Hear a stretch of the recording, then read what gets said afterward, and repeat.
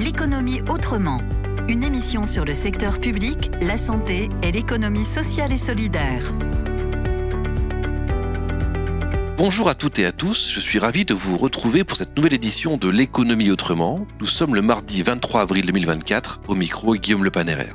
L'économie autrement est le rendez-vous mensuel de Radio KPMG destiné à décrypter les grands enjeux de la santé, du secteur public et de l'économie sociale et solidaire. L'édition d'aujourd'hui est consacrée justement à l'économie sociale et solidaire à l'occasion des 10 années de la loi du 31 juillet 2014. En définissant le périmètre de l'économie sociale et solidaire, cette loi a marqué une avancée considérable pour la reconnaissance et la promotion de ce secteur.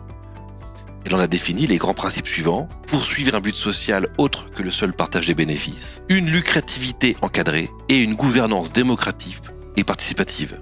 L'économie sociale et solidaire est aujourd'hui omniprésente dans notre quotidien. Elle représente plus de 10% du poids économique national, plus de 14% des emplois privés, soit environ 2,4 millions de salariés dans plus de 200 000 entreprises de toute taille. Car l'ESS, ce sont évidemment les associations, les sociétés coopératives, ce sont aussi les fondations, les mutuelles, notamment dans la santé et l'assurance, ou encore les entreprises commerciales d'utilité sociale, c'est-à-dire dans la finalité sociale et prioritaire par rapport à leurs objectifs économiques. L'économie sociale et solidaire, c'est surtout un secteur qui se réinvente en permanence, dans sa gouvernance, dans son organisation, dans sa relation avec les tiers ou encore dans ses formes juridiques. Les 10 ans de la loi E2S sont donc une formidable opportunité pour faire un point d'étape de ce secteur d'importance. Afin de développer ce thème, nous avons préparé l'émission suivante. Tout d'abord, nous écouterons l'édito de Bernard Bazillon, associé KPMG, responsable de l'économie sociale et solidaire, qui reviendra sur les origines de la loi 2014. Ensuite, dans le grand angle, j'aurai le plaisir d'échanger avec Maxime Baduel, délégué ministériel à l'économie sociale et solidaire, afin d'aborder avec lui l'avenir de ce secteur. Finalement, le Zoom sera l'occasion de mettre en lumière la merveilleuse initiative « Chaque histoire compte vraiment » portée par Anne-Dauphine Julien, présidente de l'association Ce qui compte vraiment. Commençons donc cette émission avec l'édito de Bernard Bazillon. L'édito. Que de chemin parcouru depuis les travaux de recherche menés au Collège des Bernardins sur les formes de la propriété et les responsabilités sociales des entreprises, dont la synthèse fut débattue lors d'un colloque en 2011. 13 ans déjà. En partant de cette question faussement simple, qui est propriétaire de l'entreprise ? Les travaux avaient résolument choisi d'inverser le raisonnement en partant des 4 domaines de responsabilité qui coïncident avec les fonctions majeures de l'entreprise. L'accomplissement des personnes, la valorisation du travail, des biens et des produits financiers, la mise en œuvre de processus de création collective et enfin l'inscription de leur activité dans l'espace international. Le colloque des Bernardins formula à l'époque 5 recommandations à cet égard. Clarifier la mission, restaurer l'autorité des dirigeants, renforcer les formes de démocratie dans l'entreprise, reconstruire les droits et devoirs des actionnaires durables, instituer un contrat d'entreprise et enfin constitutionnaliser l'entreprise mondialisée. Qu'en est-il aujourd'hui ? La petite phrase lancée en 1970 par le prix Nobel d'économie Milton Friedman, « La responsabilité sociale de l'entreprise, c'est d'augmenter ses profits », est le point de départ d'une doctrine qui allait marquer la fin du millénaire. Seuls les individus peuvent avoir des responsabilités, ajoutait le célèbre économiste. Un demi-siècle plus tard, ces propos ne sont plus du tout d'actualité. L'entreprise a besoin d'exister quelque part. Et cet ancrage lui confère une responsabilité particulière en matière d'emploi, de cohésion sociale, d'attractivité, de santé et d'impact environnemental sur son territoire. Dit autrement, l'entreprise n'est pas soustraite à toute forme de matérialité, soumise aux seules forces d'une mondialisation éthérée, d'une digitalisation désincarnée, ainsi que d'une financiarisation inévitable. Mais quelle direction prendre ? Faisons un petit détour par la littérature, Lewis Carroll précisément, avec la réponse du chat à Alice quand elle demande son chemin. Cela dépend beaucoup de l'endroit où vous voulez aller. L'Impact Tank, dans l'édition 2023 de son rapport « Mesurer l'impact et l'engagement territorial des entreprises », le rappelle. L'ancrage territorial des entreprises peut valoriser les ressources non redéployables, attirant de nouvelles entreprises dans les territoires, freinant le départ des anciennes et contribuant à la création de nouvelles. Un ancrage, une proximité, qui sont aussi considérés comme un élément de performance globale des organisations. L'action de proximité apparaît d'ailleurs comme l'échelle la plus pertinente pour conduire une transformation systémique de nos économies. Pendant que les nations parlent, les villes agissent, rappelait à juste titre Michael Bloomberg, alors maire de New York. En effet, les interactions qu'engendre une entreprise avec les écosystèmes locaux en fait un acteur central pour mener une dynamique de transition juste. Or, l'économie sociale et solidaire fait partie de la solution.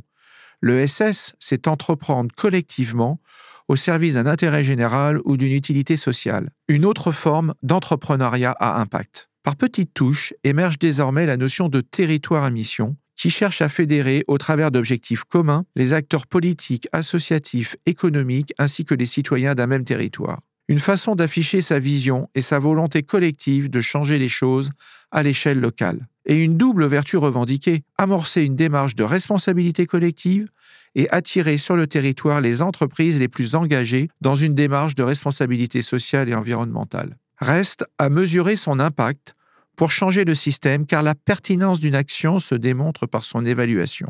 Plus que jamais, entreprises et territoires se retrouvent liés par un destin commun. Grand angle. Poursuivons maintenant avec le grand angle. J'ai le plaisir de recevoir à notre micro aujourd'hui Maxime Baduel, délégué ministériel à l'économie sociale et solidaire auprès d'Olivia Grégoire, ministre déléguée chargée des petites et moyennes entreprises, du commerce, de l'artisanat et du tourisme. Bonjour Maxime Baduel. Bonjour Guillaume. Alors vous êtes un jeune délégué ministériel à l'économie sociale et solidaire puisque vous avez été nommé en novembre 2023 par décret du président de la République. Pour commencer, pouvez-vous présenter rapidement votre parcours et votre engagement dans le secteur de l'économie sociale et solidaire ? Oui, bien sûr. Déjà, vous remercier pour votre invitation. Alors, rapidement, je suis ingénieur de formation, développement durable. J'étais aussi diplômé de l'ENA en affaires européennes. Je commençais ma carrière dans le dialogue social, la transformation des grandes entreprises avec plutôt un angle responsabilité sociale et environnementale. Puis, un passage au groupe Les Échos sur tout ce qui concerne la diversité, le handicap, la RSE. Et plutôt au côté gouvernement, donc ministère de l'écologie, Bercy, sur des sujets toujours d'ESS, financement de l'ESS, financement des associations.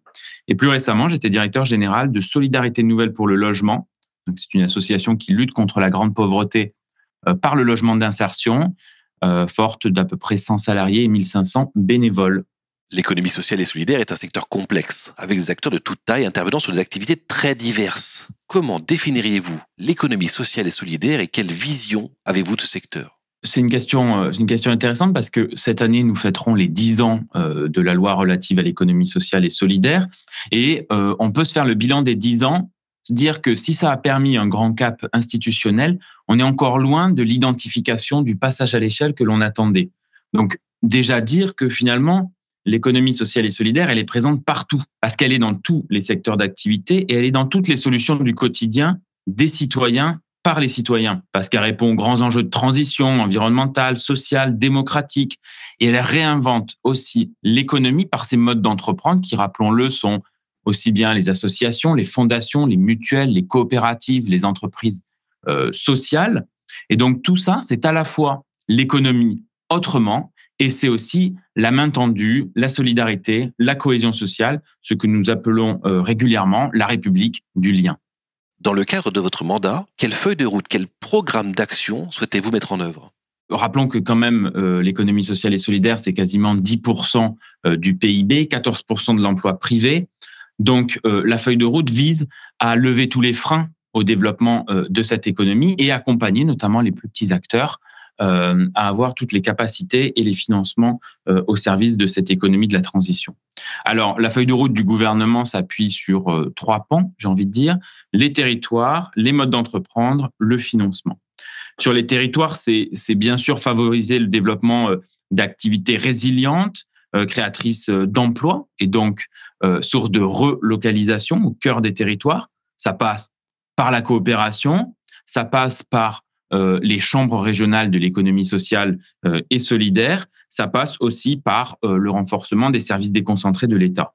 Sur les modes d'entreprendre, l'idée, c'est de pouvoir, si vous voulez, les mettre en avant comme des solutions des grandes transitions. On en parlait.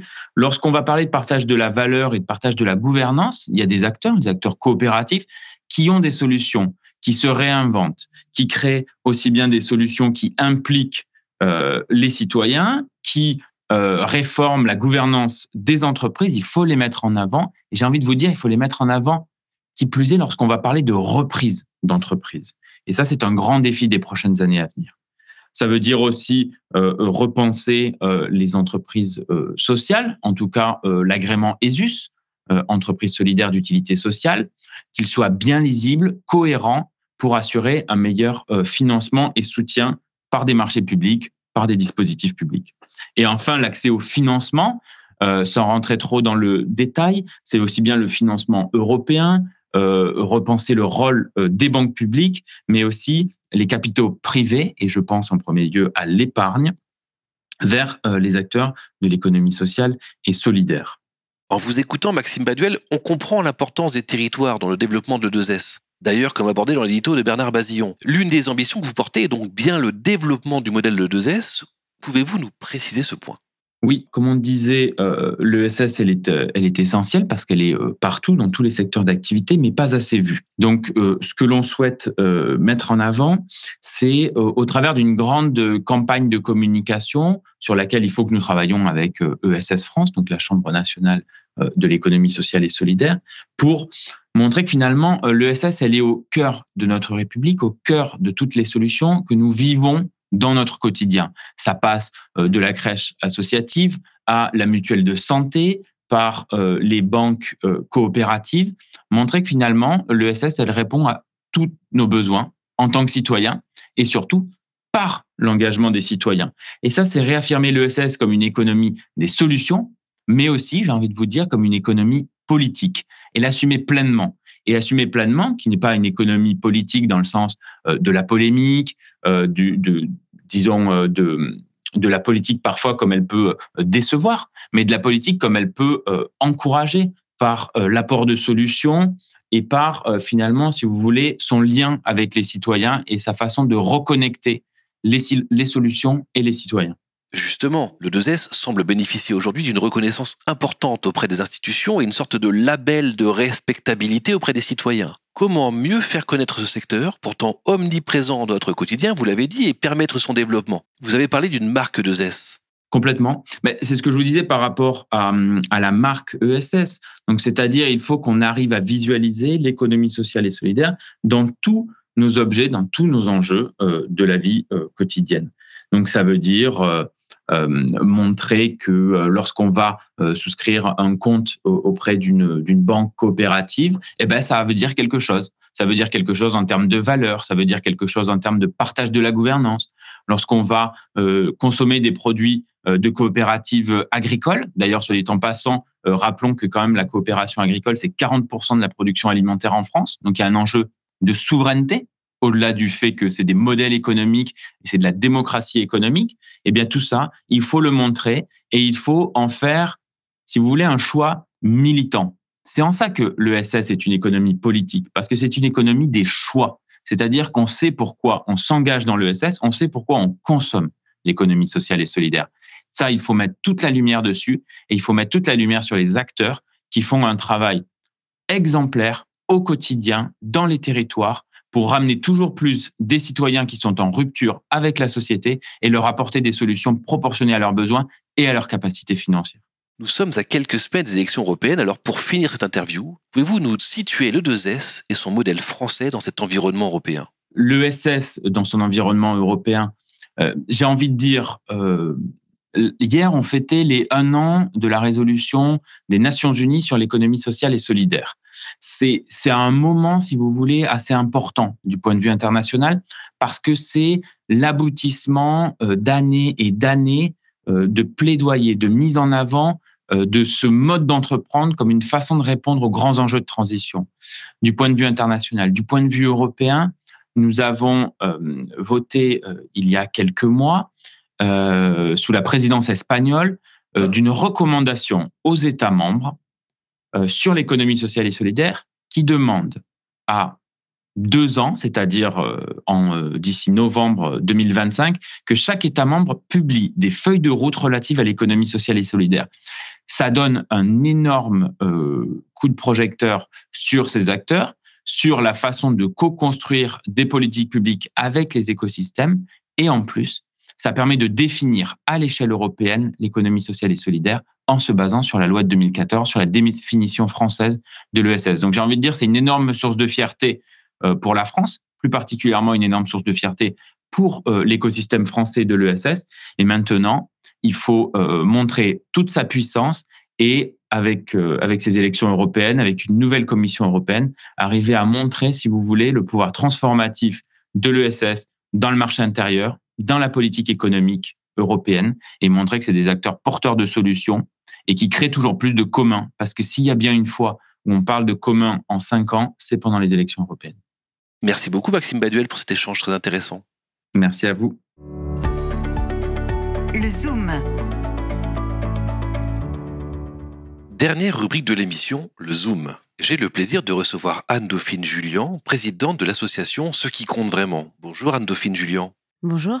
Dans le cadre de ce Zoom, nous avons souhaité mettre en lumière l'initiative Chaque histoire compte vraiment, portée par votre association et qui propose à des lycéens d'écrire le livre de vie d'une personne âgée. Pouvez-vous présenter plus précisément le projet Chaque histoire compte vraiment à notre auditoire ? Alors, c'est un projet qui est né pendant le confinement, comme quoi il sort parfois de bonnes choses de situations compliquées.